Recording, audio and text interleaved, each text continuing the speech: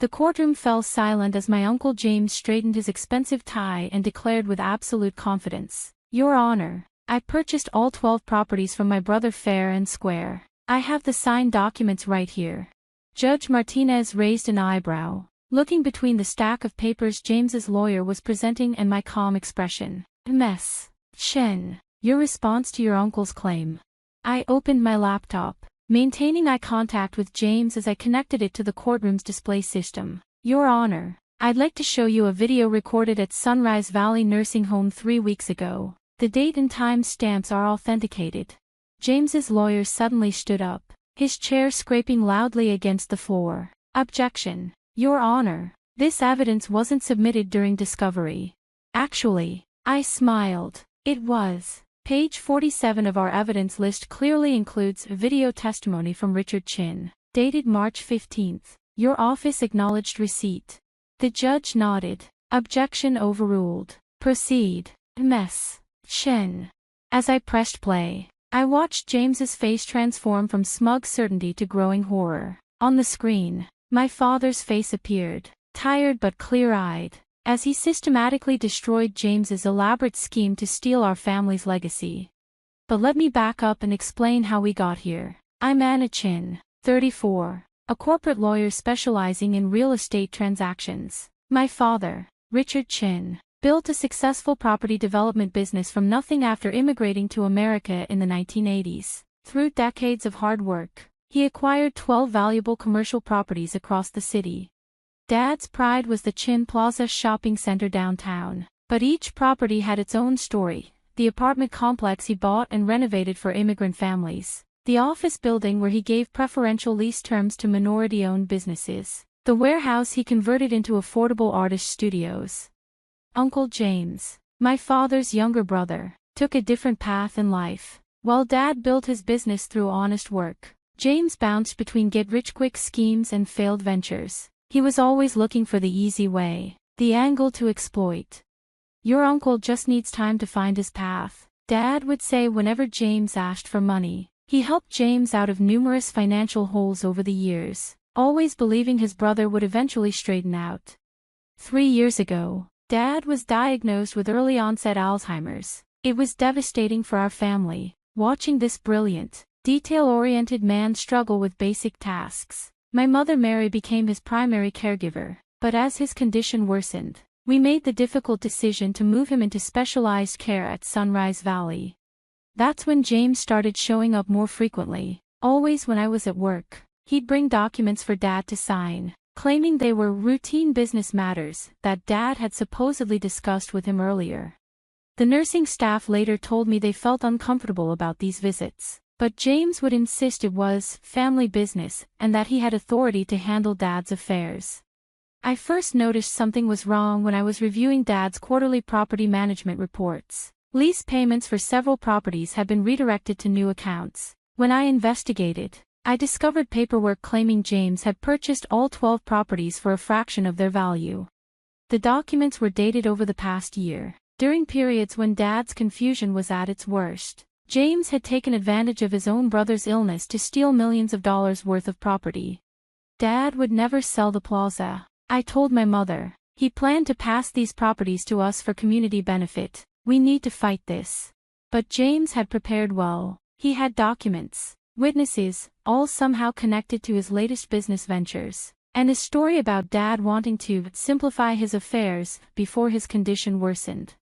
What James didn't know was that I'd been quietly documenting everything: every suspicious visit, every questionable document, every irregular financial transaction. More importantly, I'd been recording Dad's moments of clarity at the nursing home.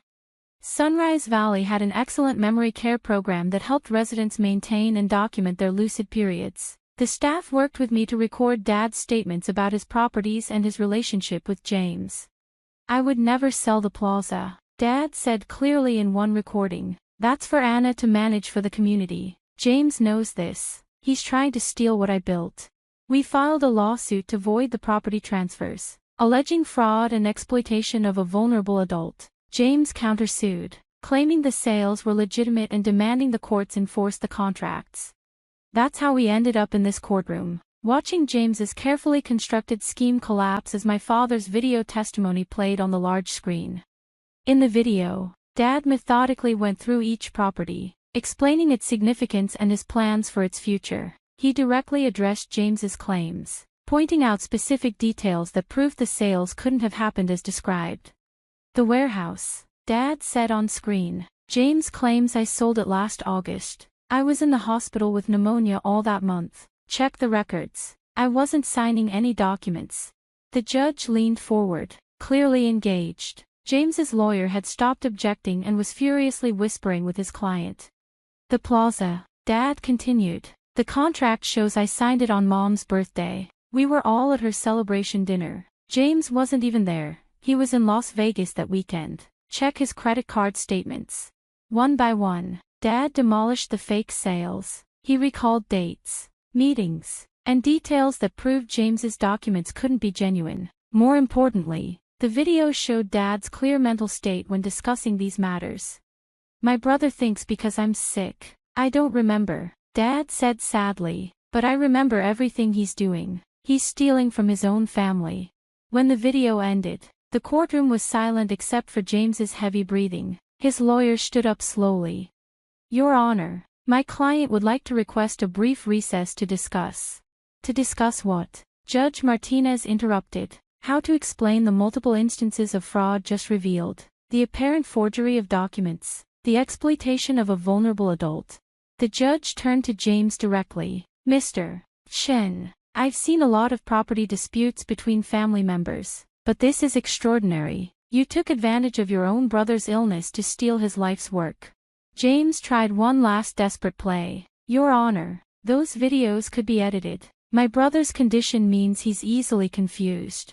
The videos are authenticated by the nursing home staff. I interjected. We have their sworn statements about Dad's mental state during filming. We also have security footage of your visits, showing you pressuring Dad to sign documents while he was heavily medicated. James's lawyer began packing his briefcase. Your Honor, given this new evidence, my client would like to withdraw his countersuit and discuss a settlement. Oh, we're way past settlement, Judge Martinez said firmly. This court is referring this matter to the District Attorney's Office for criminal investigation. Mr. Chen, I suggest you find a criminal defense attorney. I watched my uncle's face crumple as he realized the magnitude of his mistake. He'd assumed that Dad's illness meant there would be no consequences for his actions. He'd underestimated both Dad's moments of clarity and my determination to protect our family's legacy. The judge's ruling was comprehensive. All property transfers to James were voided. He was ordered to repay any rental income he'd collected, plus penalties and legal fees. The evidence was referred for criminal prosecution for elder abuse and fraud. As we left the courthouse, my mother squeezed my hand. Your father would be so proud of you, she said. You protected everything he built. The aftermath of the court case sent shockwaves through our extended family. James's reputation was destroyed. His business associates, learning how he tried to steal from his sick brother, wanted nothing to do with him. Criminal charges followed, resulting in a plea deal that required full restitution and barred James from any involvement in property transactions. He eventually moved to another state, but not before making one last attempt at manipulation. You've ruined me, he told me during a chance encounter at a family funeral. My own niece, destroying my life. No, Uncle James, I replied calmly. You ruined yourself when you tried to steal from your sick brother. I just made sure there was evidence. The Chin Plaza and our other properties continued to serve the community as Dad had intended. I took over management, implementing the plans Dad and I had discussed during his lucid periods at Sunrise Valley. The warehouse artists kept their affordable studios. The immigrant families in our apartment complex stayed in their homes. The minority-owned businesses in our office building continued to grow and thrive. Dad's condition progressed as Alzheimer's inevitably does, but he had moments of joy seeing his properties continue their mission. The nursing home staff would drive him past the plaza, and his face would light up with recognition. Anna manages now, he would say proudly. She understands. It's not just buildings, it's community. The video that exposed James's scheme became a teaching tool at the local bar association's ethics seminars. Estate lawyers used it to demonstrate both the vulnerability of elderly clients and the importance of documenting capacity. James's lawyer was sanctioned by the state bar for his role in the fraud. He admitted knowing the documents were questionable but claimed James had assured him everything was legitimate. A lawyer's duty is to the truth. The Bar Association panel wrote in their decision, not to enabling family members to steal from vulnerable relatives. 2 years after the court case, I was reviewing property records when I discovered something interesting. James had attempted to take out loans against several properties during the period he claimed to own them. The banks had declined their due diligence, revealing issues with his ownership claims. Your uncle tried to leverage properties he didn't own, my assistant explained, showing me the rejected loan applications. The banks saw red flags and reported them, but the reports went to departments that didn't communicate with each other. This discovery led to a new policy at our management company, regular audits of all property records and loan applications, ensuring no one could ever attempt James's scheme again. The criminal case against James concluded with a plea agreement. He admitted his crimes, agreed to restitution, and accepted a ban from any property-related business. The judge, noting the exploitation of a vulnerable family member, also required community service at an Alzheimer's care facility. Maybe working with dementia patients will teach you empathy, the criminal court judge told him, though I doubt it. Mom moved into a cottage on the Plaza property, keeping Dad's vision alive through community programs and events. She started a support group for families dealing with early-onset Alzheimer's, sharing our story as a warning about protecting vulnerable relatives. The nursing home strengthened their protocols around document signing, requiring independent verification for any legal or financial papers. They used Dad's case to train staff on recognizing and preventing financial exploitation. Dad's moments of clarity became less frequent, but he never lost his connection to the properties he'd built. Sometimes he'd point out windows in the nursing home, describing buildings only he could see. Each one has a purpose, he'd say. Each one helps someone. James made one final attempt at redemption, sending a letter through his new lawyer offering to make amends in exchange for dropping the criminal charges. Your uncle still doesn't understand, Mom said, reading the letter. This was never about money, it was about trust and family. We donated the video evidence to an elder abuse prevention organization, which used it to create training materials for financial institutions and healthcare workers. Dad's story helped protect other vulnerable seniors from similar exploitation. The Chin Plaza thrived under new management policies I implemented based on Dad's original vision. We expanded the community programs, added affordable housing units, and created a small business incubator for immigrant entrepreneurs. This is what the properties were meant for, I explained to a local business journal, not as assets to be stolen, but as resources to build community. James's betrayal had an unexpected positive effect. It brought the rest of our family closer together. Relatives who had enabled his schemes in the past now understood the importance of protecting vulnerable family members. Regular family meetings became a tradition, with transparent discussions about property management and community impact. We established a family council to oversee the properties, ensuring decisions aligned with Dad's original mission. The legal community took notice of our case. I was invited to speak at conferences about elder financial abuse and property fraud. The video evidence became a powerful tool for teaching lawyers about protecting vulnerable clients.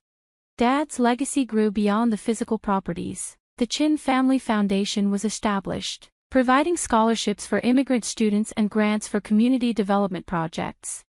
The artist studios in the warehouse produced a collaborative art installation about memory and family, dedicated to Dad. It traveled to galleries nationwide, raising awareness about both elder abuse and the importance of affordable spaces for artists. James's daughter, my cousin Sarah, contacted me a year after the court case. She discovered additional evidence of her father's schemes, attempts to defraud other family members that hadn't succeeded. I found his notebooks, she said, sharing documents that revealed the full scope of his plans. He was going to steal from anyone he could. You stopped him before he could hurt more people. The notebooks became part of the criminal case record, leading to additional charges and an extended ban from financial activities. James's schemes had been more extensive than anyone realized.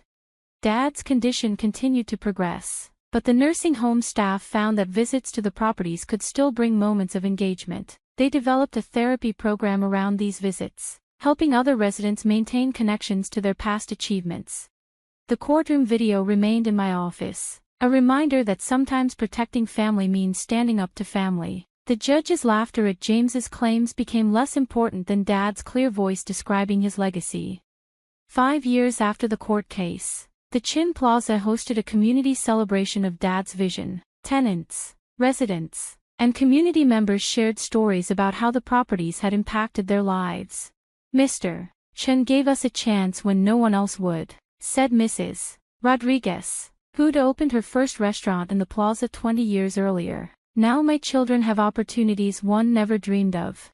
James never attended family gatherings again, his shame or anger keeping him away, but his attempts to steal our family's legacy had only made that legacy stronger, more resilient, and more focused on its original purpose.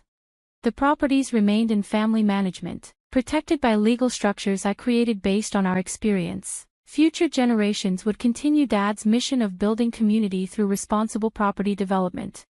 Dad's video testimony, which had exposed James's fraud, became part of our family history. It showed not just the defeat of a deception, but the strength of a man who, even facing cognitive decline, fought to protect what he'd built for others. The judge's laughter at James's claims was just a moment in court, but Dad's vision for his properties continues to change lives. His legacy isn't just in buildings or legal victories, but in the communities that thrive because he understood that property ownership comes with responsibility. And that's something no fraudulent document could ever steal.